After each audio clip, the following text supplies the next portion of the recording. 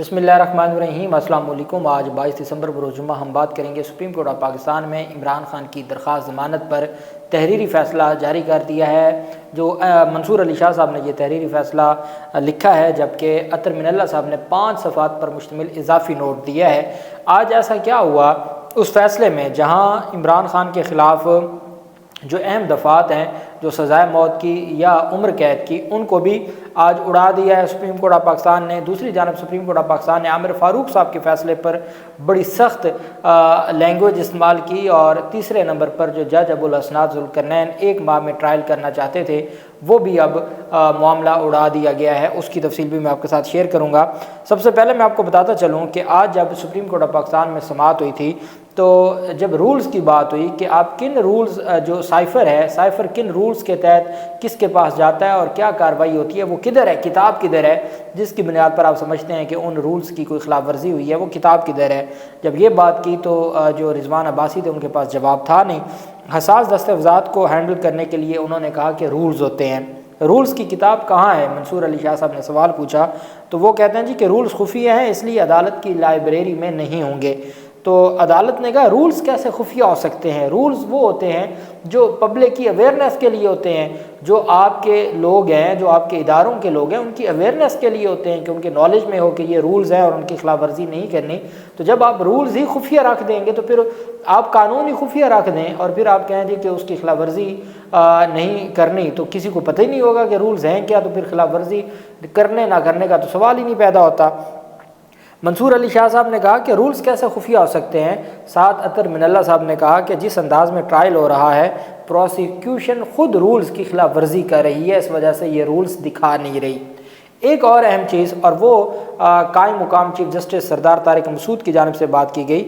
High court ने, अब तारिक मसूद साहब कहते हैं कायम मुकाम चीफ जस्टिस, हाई कोर्ट ने यानी चीफ जस्टिस आमिर फ़ारूक ने जो इमरान खान की और शाह महमूद कुरैशी की ज़मानत खारिज की थी, उस हवाले से कहते हैं कि हाई कोर्ट ने तो माशा अल्लाह केस का ही फैसला कर दिया।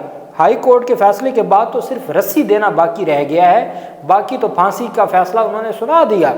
ये कायम मुकाम चीफ जस्टिस जो सरदार तारिक मसूद हैं, वो आमिर फ़ारूक के फ़ैसले के बारे में कह रहे हैं कि उन्होंने तो ज़मानत के फ़ैसले में सीधा सीधा फांसी का ही फ़ैसला दे दिया, अब तो सिर्फ रस्सी देना बाकी रह गया है, बाकी तो सारा कुछ इसमें उन्होंने लिख दिया है। हाई कोर्ट ने तो माशाअल्लाह केस का ही फ़ैसला कर दिया, हाई कोर्ट के फ़ैसले के बाद तो सिर्फ रस्सी देना बाकी रह गया। ये सरदार तारिक मसूद का सवाल था। जो इमरान खान इल्ज़ाम लगाते हैं, जो इमरान खान की जानिब से इतराज़ात किए जाते हैं, वो आप देखें तो वो बिल्कुल दुरुस्त नज़र आते हैं कि जिस तरीके से इमरान खान को डील किया जा रहा है या उनके केसेस को डील किया जा रहा है, तो वो तो नज़र आ रहा है कि ये जो सारे मामलात हैं वो कहीं ना कहीं दुरुस्त तरीके से नहीं किए जा रहे। और आगे मंसूर अली शाह साहब कहते हैं कि सज़ाए मौत का इस केस पर इतलाक़ ही नहीं होता। ये मंसूर अली शाह साहब ने बड़े वाज़ेह अंदाज में ये बात की।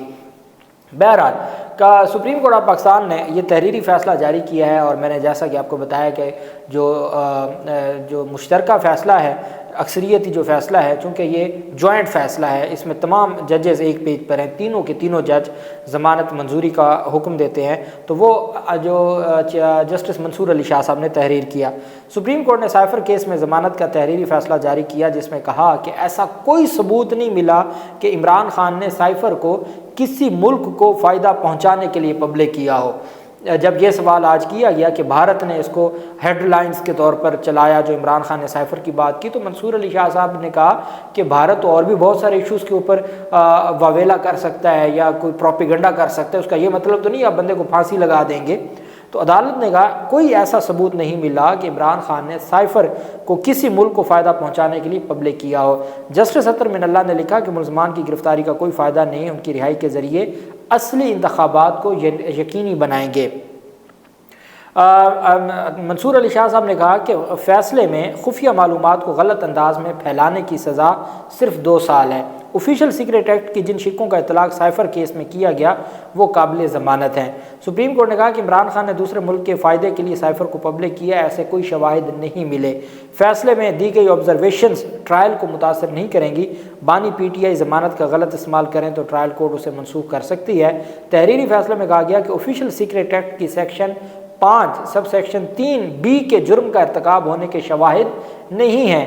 ملزمان کے آفیشل سیکریٹ ایکٹ کے جرم کے ارتکاب کے لیے مزید انکوائری کے حوالے سے مناسب شواہد موجود ہیں۔ مزید تحقیقات کا فیصلہ ٹرائل کورٹ شواہد کا جائزہ لینے کے بعد ہی کر سکتی ہے۔ فیصلے میں کہا گیا کہ آفیشل سیکریٹ ایکٹ کی شک 5(3)(b) 5 sub section 3 sub section B اس کے تحت سزا 14 سال ہے، جو کہ ناقابل ضمانت ہے۔ جو مواد دستیاب ہے ریکارڈ میں، وہ یہ ثابت نہیں ہوتا کہ عمران خان نے سائفر کیس کو کسی غیر ملکی طاقت کو فائدہ دینے کے لیے استعمال کیا۔ یقین کرنے کے لیے ایسی کوئی معقول وجہ نہیں ہے کہ بانی چیئرمین نے آفیشل سیکریٹ ایکٹ کی شک 5 کی ذیلی شک 3(b) کے جرم کا ارتکاب کیا یا نہیں۔ یہ بات حتمی طور پر ٹرائل کورٹ ہی دیکھ سکتی ہے۔ فیصلے میں کہا گیا کہ ہائی کورٹ کا عمران خان اور شاہ محمود قریشی کو ضمانت نہ دینا دستیاب مواد کے خلاف ہے۔ ہائی کورٹ نے ضمانت نہ دے کر حقائق کے برخلاف رائے دی ہے۔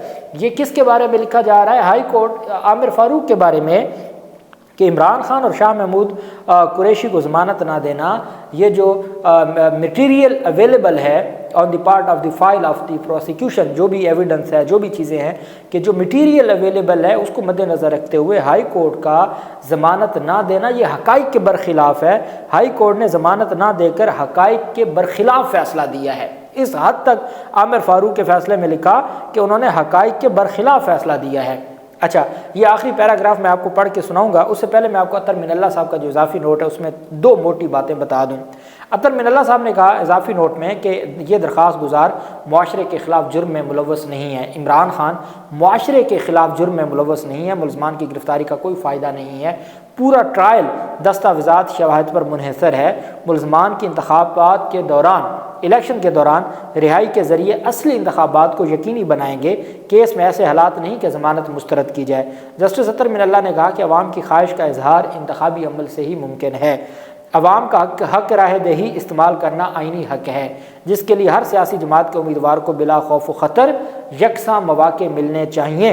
اصل انتخابات وہی ہوتے ہیں جس میں ووٹر آزادانہ حق رائے دہی استعمال کر سکتا ہے۔ سیاسی رائے کی بنیاد پر اثر انتخابات پر سمجھوتہ کرنے پر انتخابات کا درجہ گر جاتا ہے۔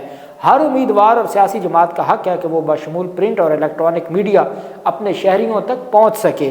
اطہر من اللہ نے اپنے اضافی نوٹ میں کہا کہ جب ہر سیاسی جماعت کو یکساں طور پر مواقع نہ ملے تو یہ بنیادی حقوق کی خلاف ورزی ہے۔ درخواست گزار پر ایسے سنگین الزامات نہیں ہیں جس سے معاشرے کو کوئی خطرہ ہو۔ معاشرے کے لیے خطرے کا سبب بننے والے جرائم میں زیادتی ہوتی ہے، ریپ کے کیسز ہیں، قتل عام ہے یا بچوں کے ساتھ کوئی بدسلوکی ہے۔ ایسا کوئی عمران خان کے خلاف الزام نہیں ہے۔ انہوں نے کہا کہ ہمارے یہاں ہر دفعہ قربانی کا بکرا ایک منتخب وزیر اعظم کو کیوں بنایا جاتا ہے؟ ہر دفعہ انہوں نے یہ الفاظ لکھے کہ کبھی کسی فوجی ڈکٹیٹر جس نے آئین توڑا ہو یا آئین کو سبوتاژ کیا ہو، کبھی اس کے خلاف بھی کارروائی ہوئی ہے، کبھی اس کو بھی کسی نے پکڑا ہے، یا ہمیشہ جو منتخب وزیر اعظم ہوگا، جو منتخب شخص ہوگا، اس کے خلاف ہی کارروائی ہوگی؟ یہ کب تک معاملہ چلتا رہے گا؟ اطہر من اللہ صاحب نے کہا کہ اس طریقے سے ہم یہ سمجھتے ہیں کہ انتخابات کے وقت، اس وقت چونکہ انتخابات کا دور ہے، اور ایسے میں کوئی بھی ایسا فیصلہ یا کوئی بھی ایسی جو جیل میں بند رکھنا یہ درست نہیں ہوگا، اور ان بنیادوں پر ہم سمجھتے ہیں کہ عمران خان کی ضمانت منظور ہونی چاہیے۔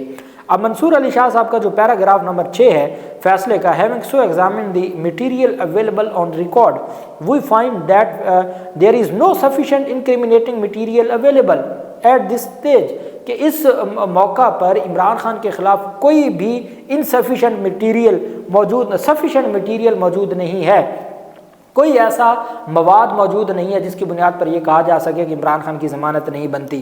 which could show that the petitioner Imran Ahmad Khan Niazi communicated the information contained in the cipher telegram revealed from paragraph Washington USA to the public at large with the intentional calculation directly or indirectly in the interest or for the benefit of a foreign power, nor the disclosed information released to any of the defense installations or affairs, nor did he disclose any secret official code to the public at large۔ کہ عمران خان نے اب تک جو جتنا بھی material موجود ہے کوئی ایسا کام نہیں کیا کہ جس سے کسی غیر ملک کو فائدہ پہنچا ہو، یا انہوں نے کوئی ریاست پاکستان کے جو دفاع کی ہیں اس کے حوالے سے کوئی انفارمیشن دی ہو، یا انہوں نے کوئی کوڈڈ جو کوڈ ہے اس کے حوالے سے عوام کو کوئی انفارمیشن دی ہو۔